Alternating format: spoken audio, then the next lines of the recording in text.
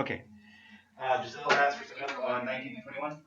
If you're not working on homework, I will record these whole problems just in case you're going to need to 19 to 21. Problem says, the following exercises, graph one full period of each function, starting at x equals 0 for each function, state the amplitude, period, and midline, state the maximum and minimum y values and the corresponding x values on one period, state the phase shift and vertical translation if applicable, route and implicit if necessary. 19? Alright, we have f of t is equal to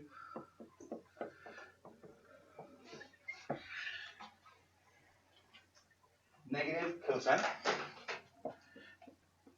of t plus pi over 3 plus 1. All right, so I want to start this off answering those 4 little mini questions as we go through. And the nice thing is, if I answer those 4 little mini questions that we have from our review, they'll actually answer a bunch of the pieces they have in this problem. Ready? So let's start off with, where's my midline? So, Giselle, where's my midline? 1, yeah, sorry, I didn't hear you. So come up here to 1, and there's going to be where the middle of my graph. Okay, next I'm going to ask about the amplitude. It's also 1. Now, for this problem, it is important to note the vertical stretch is the amplitude. The vertical shift is the midline. It's just different ways of saying the exact same thing. And so don't be freaked out by some problems that'll try to deceive you with fancy words. We've done that. Okay? Next, I want to determine the phase shift and then determine the period. So my phase shift comes from the inside. As a reminder, phase shift is equal to C over V.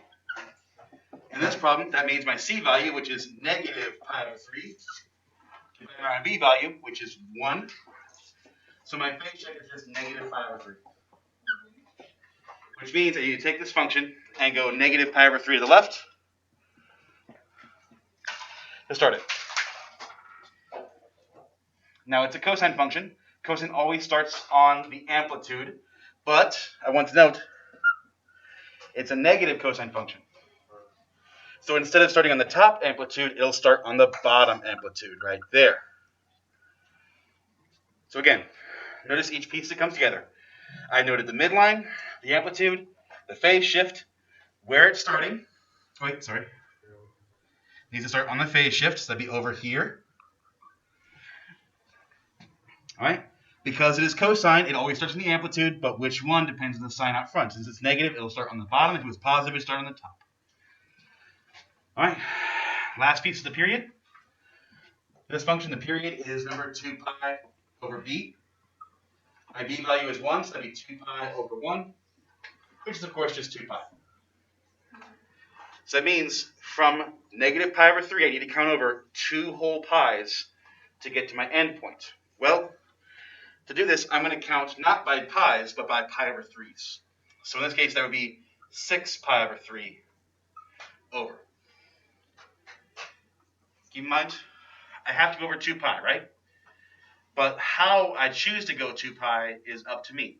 This will be easier because my starting place is on a pi over 3. So if I count everything by pi over 3's, I should be able to get there very nicely. So I count 1 pi over 3, 2 pi's over 3, 3 pi's over 3, 4 pi's over 3, 5 pi's over 3, 6 pi's over 3. This is where my endpoint should be. And then I fill in the numbers afterwards. So this starts at negative pi over 3. I then go to 0. I then count by pi's over 3. So pi over 3, 2 pi over 3. This should be 3 pi over 3. But when we simplify that, that's just pi. And then 4 pi over 3.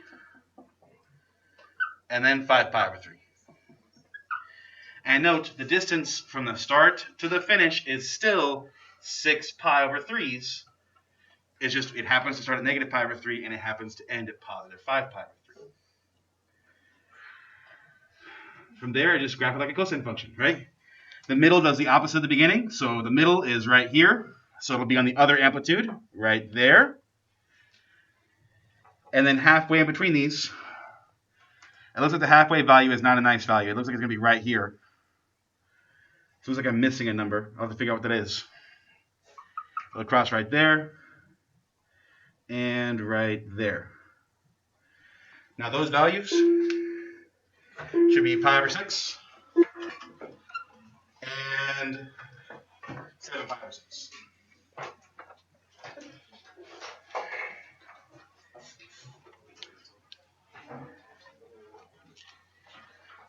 You can go out this door if you need to. The path is open.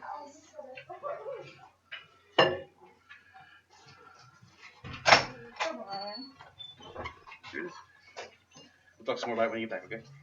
Hey, Mr. Douglas. Yes, ma'am? When you video that, can the people see that? Okay, ready? Giselle? So, How does that make you feel, Brandon? promise. Focus. Midline. We all agree that's where it was supposed to go because it wasn't, again, shifted up 1. Amplitude. Again, there's a number out front. It tells you how far it needs to extend up and down. So there's no number. We assume it's a 1. Boy. Phase shift, we did C over B, determining that was negative pi over 3. So we got our first point here. We put it in the correct spot by using the number in front. Because it is negative, it would go on the bottom amplitude instead of the top amplitude. We then spaced out our points. Finding the two ends in the middle is easy. Finding the other two values, I used the formula. The formula in this case was, as always, b minus a over 2. So I plugged in 2 pi over 3 and negative pi over 3, plugged those in and got a solution, which was pi over 6. And I did the same thing over here to get 7 pi over 6.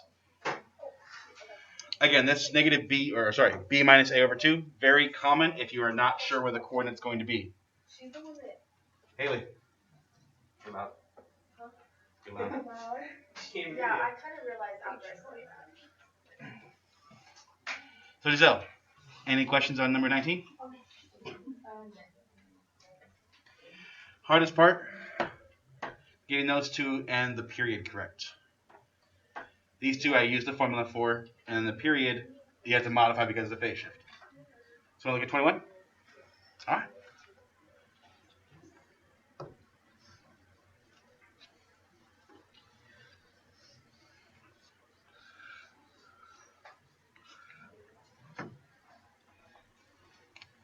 Come on.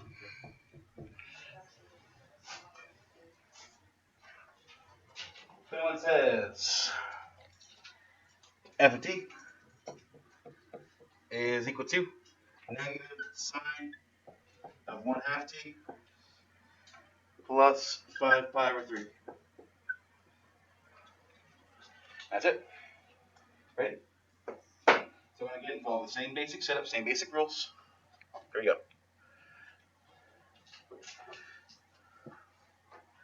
All right, midline.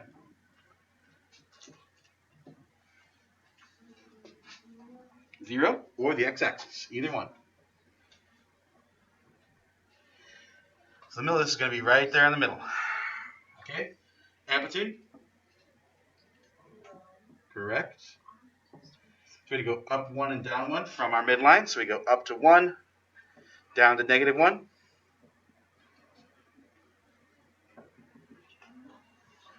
Okay, so far so good. The fun part, the phase shift and the period. Ready? Phase shift first. The phase shift is, remember, C over B. So this problem, my C value is negative 5 pi over 3. My B value is 1/2.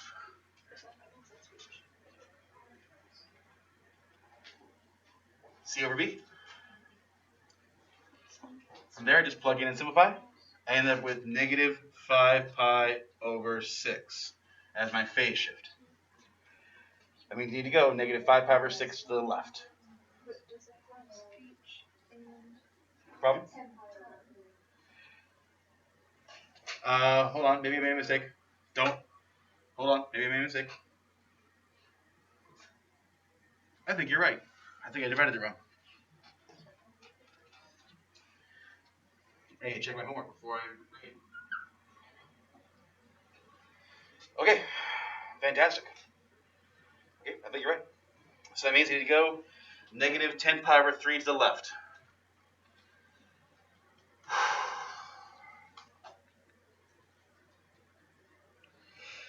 Okay, I'm going to count by thirds again. So I'm going to count 10 times to the left. So 1, 2, 3, 4, 5, 6, 7, 8, 9, negative 10, pi over 3.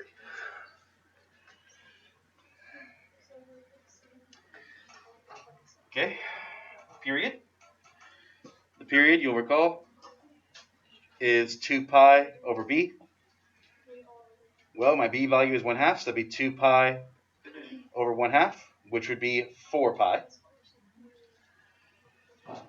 So now I need to go. It's going to be 4 pi long. It starts at negative 10 pi over 3. So just like the last one, I'm going to convert this into pi's over 3's so I can count this out. Okay? So 4 pi over 3 is actually 12 pi over 3. So to go one full period, I need to count out 12 pi's over 3. So I count it out. I'm currently over here at negative 10. So then this would be at 10, 11, 12 pi over 3. Remember, it's got to be a full 4 pi in between these, which is equivalent to 12 pi's over 3. So I count out 12 pi over 3, and that's where my endpoint is going to be, which in this case is at 2 pi over 3. So the left-hand side would be at negative 10 pi over 3, and then 4 pi later is all the way down here at 2 pi over 3.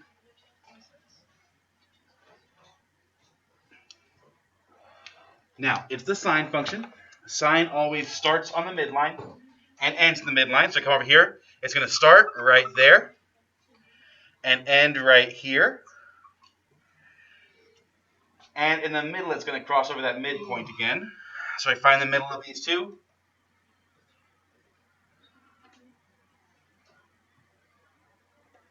Should be right here.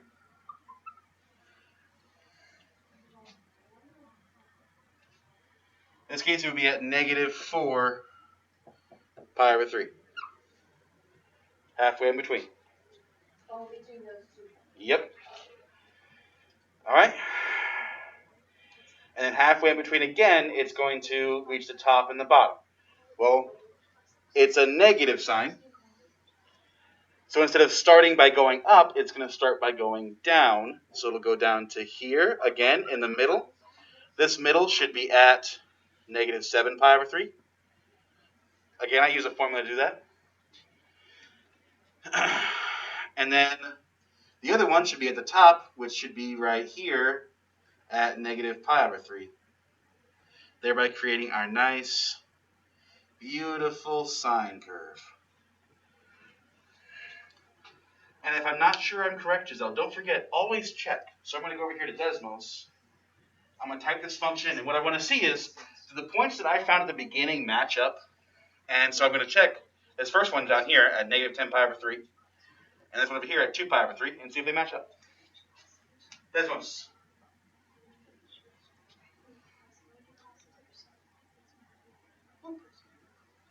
Desmos. My problem is negative sine of 1/2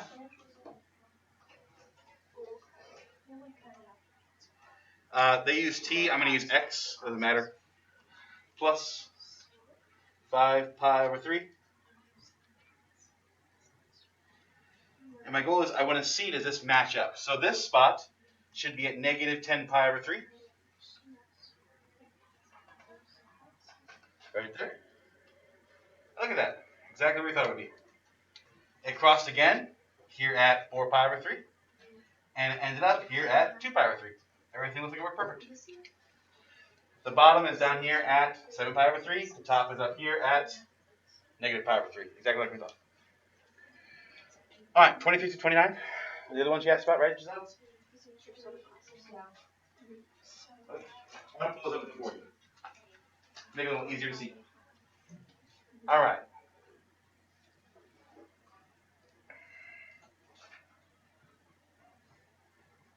But I haven't saved. All right, I'm going to have to go to the Google Classroom. Okay. Trig.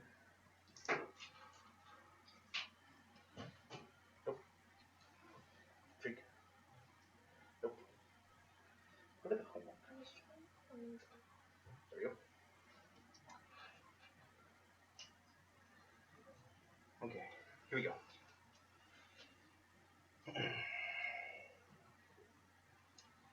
Beautiful. All right, let's start with 23. So to find the period, I can try. I got some time.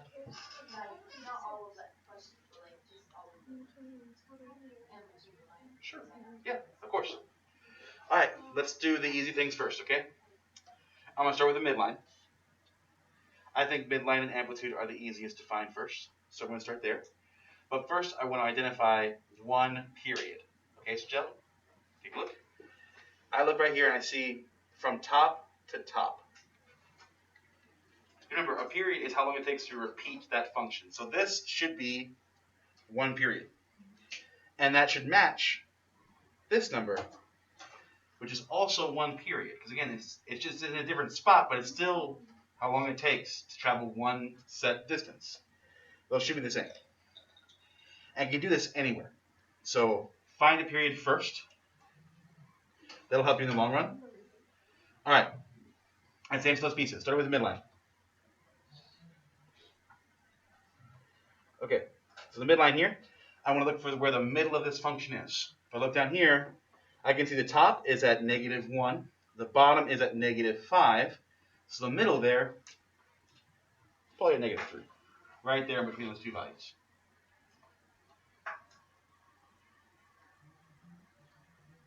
So far, okay? Amplitude. If you work with like car stereos or like anything doing with sound, you'll hear the word amps. It's referring to the amplitude of the sound waves of the actual music. So a high amp will hurt your ears. Okay, ready? Amplitude is how long the distance is from the midline to the top or from the midline to the bottom, which is the same number. So if my midline is here at -3, my top, you'll notice, is 2 above and 2 below. So my amplitude is 2.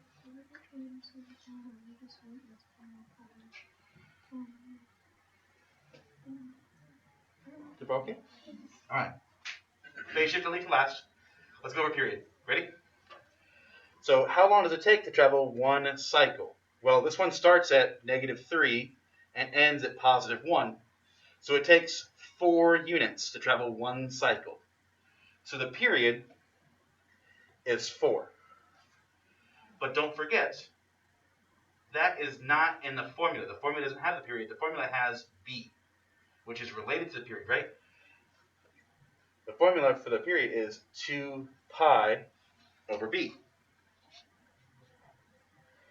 So I can take the period from the picture and the formula's period and work them kind of backwards and solve this equation to figure out what goes into the formula, right? Because this is supposed to be the d value. This is supposed to be the a value. This will tell me what the b value is if I can solve it. So ready? I'm going to solve. I'm going to do it by using a classic algebra 1 technique. Put it over 1, and then cross multiply. This would give me 4b equals 2 pi. So again, I saw in the picture the period was 4. I know the formula is 2 pi over b. I put them in the same equation, and I solve the equation. Last step, I divide both sides by 4, getting b by itself. B ends up being 2 pi over 4, which when simplified would be pi over 2. So I now have A, D, and B solved for. As it turns out, if you look at this picture, you might notice that the sine function starts in the middle, which is right there. It has not moved left or right. So the phase shift should be 0. So now I should be ready to plug into the formula. Let's do it. The formula, y is equal to, first piece, my a value, which in this case is 2, times the sine, parentheses. So it's a sine of bx, so that'd be pi over 2 x minus c. There is no c value, so it's going to go away. Plus d, so that would be a -3. And that should be my entire formula. Now, I'm going to verify this real quick using Desmos. I'm going to type this equation into Desmos and see if it matches this picture. So I hope you got that picture in front of you so you can see it. It has a peak at -3, -1, and another one at +1, -1. So let's graph this equation. Desmos, come here. All right. Desmos. I type in 2 sine of pi/2 x -3. And you can see it in fact peaks at -3, -1. Peaks again at -1, -1. Has a bottom here at -1, -5. Matches everything in our picture, so that must be the right equation. And I always check my work. So notice how I have to look for a period first, and then I cross multiply to figure out the b value. The period should be easy to find in most cases. It's the b value we need for the formula, though. So let's look at now number 25. Same process, okay?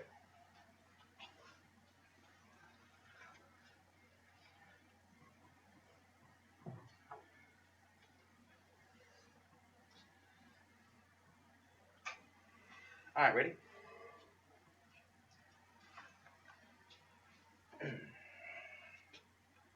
Start off. Midline. What do you think?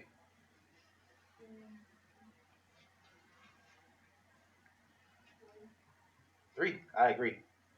Which means my d value is 3. Okay? Amplitude.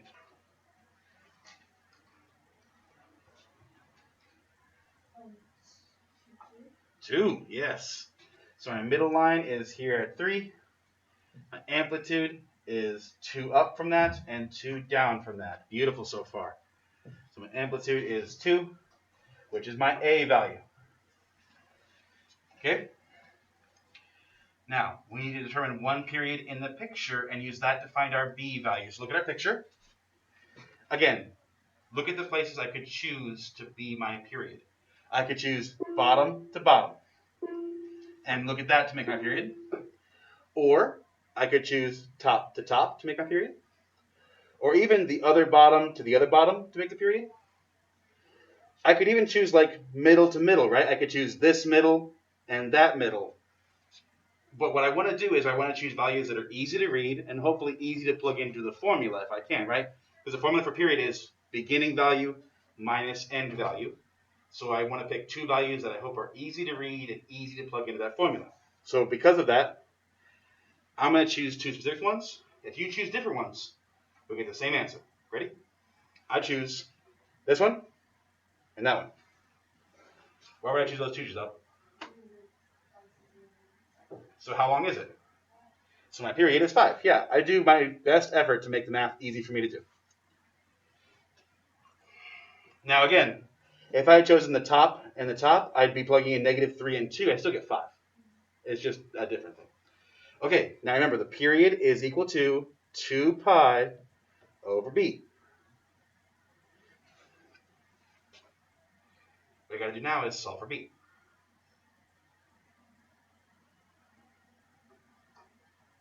Right?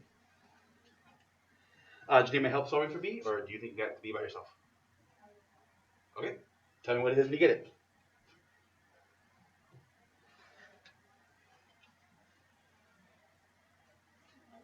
Beautiful. 2 pi over 5. So I've got my a value. I got my b value. I got my d value. I want to check to see if there's any phase shift. Now this is where some weird things can happen if you're not careful. If you look at this picture, you might notice it looks like there's a phase shift. But it's actually deceiving you. Take a look at the picture, please. Now, normally cosine starts at the top and ends at the top, right? So it looks like this picture has been moved to the left. Or I could think of it as being upside down or backwards. So either way, I'll find the right solution, but I have to recognize it's one of those 2. I like it being backwards because that makes it easier. Because if it's backwards, I don't have to do any phase shift. I just throw a negative. So you have to be smart when you look at these because you can choose to make the problem easier or you can choose to make the problem harder and they'll both be the right answer. You just chose the wrong one. Okay, so let's do it. Y is equal to A, so that's 2, but it's upside down, so it'll be negative 2. Cosine of bx, so that'd be 2 pi over 5, x plus d, so that'd be plus 3. And I believe if you check the back of the book, that matches. But I can also plug it into Desmos and see they do in fact match as well.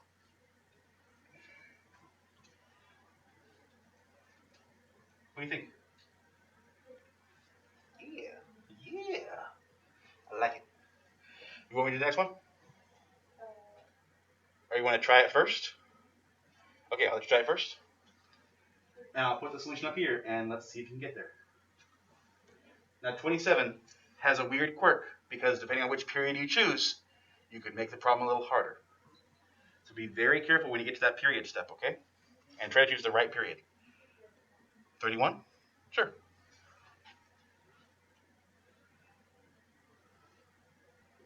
Ah, yes, we discussed this one in class. Okay. So on 31, I could do it one of a couple ways. I could do it with the unit circle, or I could do it with the graph. Which would you prefer? Unit circle? I will do it then. Can you memorize these two problems for me? Just, if you have them on your paper, that's great. Because I'm going to pull up the unit circle to answer this.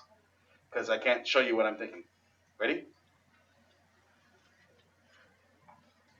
Unit circle. I'm so glad I saved this Google page. All right, what's the first question say there? Number 31.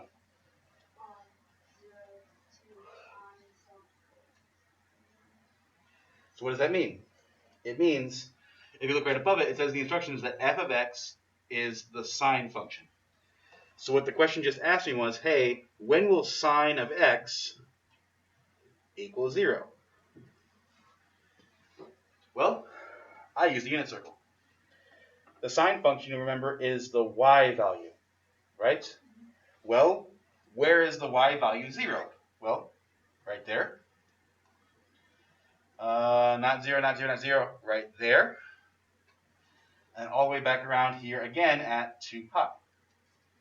So this problem, that happens at 0, pi, and it happens again at 2 pi, but you'll notice that in the problem it specifically says don't include 2 pi.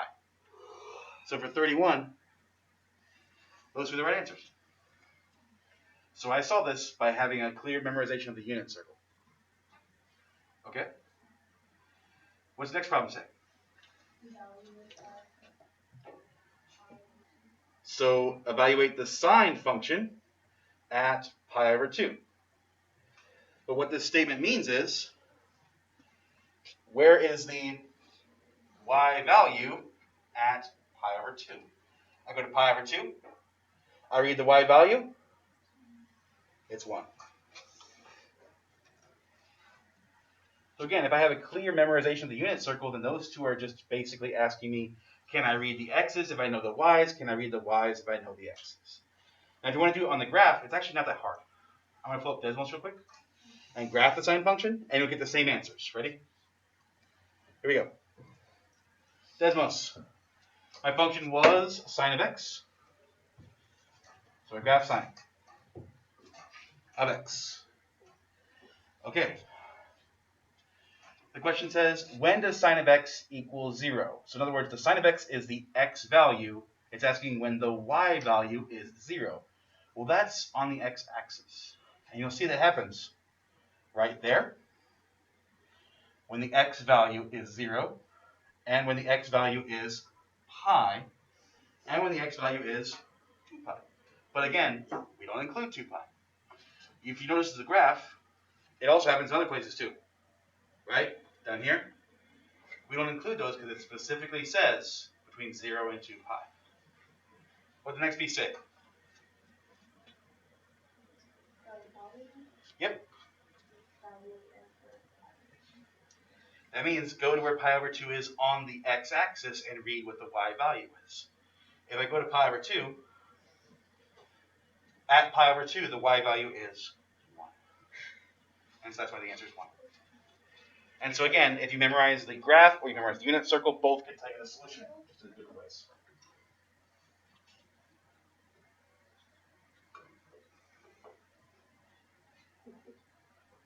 And the ones after that have very similar questions just about cosine. They're not too basic. Some of them ask what in weird ways. Like one says, what's the maximum? But that's just in the picture. You can see where does it reach the top. So we should use that. Might have to go. Anything else?